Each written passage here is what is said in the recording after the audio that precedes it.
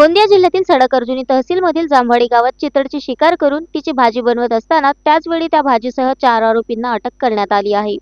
जांभाडी रहिवासी लालचंद तिलकचंद मेश्राम, आनंद माणिकराम शेंद्रे, संतोष हरिभाऊ शेंडे, पुरणलाल धुलीचंद जगनीत अशी आरोपींची नावे आहेत। सडक-अर्जुनी तालुक्यातील जांभाडीच्या वनक्षेत्रात जांभाडी गावात चितळची शिकार करून त्याच्या मांसाची भाजी तयार केली जात असल्याची माहिती वन विभागाला मिळाली असता मिळालेल्या माहितीच्या आधारे जांभाडी येथील रहिवासी आरोपी लालचंद मेश्राम यांच्या घराची वन विभागाने झडती घेण्यात आली। आता त्यांच्या घरातील जर्मनच्या भांड्यात चितळची भाजी आढळून आली। वन विभागाने मांसांबाबत आरोपींना विचारपूस केली असता त्यांनी सांगितले की हे मांस चितळचे आहे आणि त्याचसोबत इतर 3 आरोपींचाही समावेश आहे। त्यानंतर आरोपी आनंद शेंद्रे, संतोष शेंडे आणि पुरणलाल जगनीत यांच्या घराची झडती घेण्यात आली। मात्र तेथे कोणत्याही प्रकारचे मांस आढळले नाही, परंतु त्यांनी चितळ भाजी खाल्ल्याचे कबूल केले।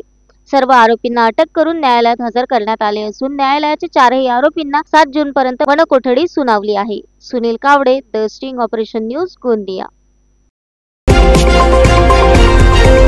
द स्टिंग ऑपरेशन न्यूज, सत्याचे दुसरे नाव, अन्यायावर लेखणीचा घाव।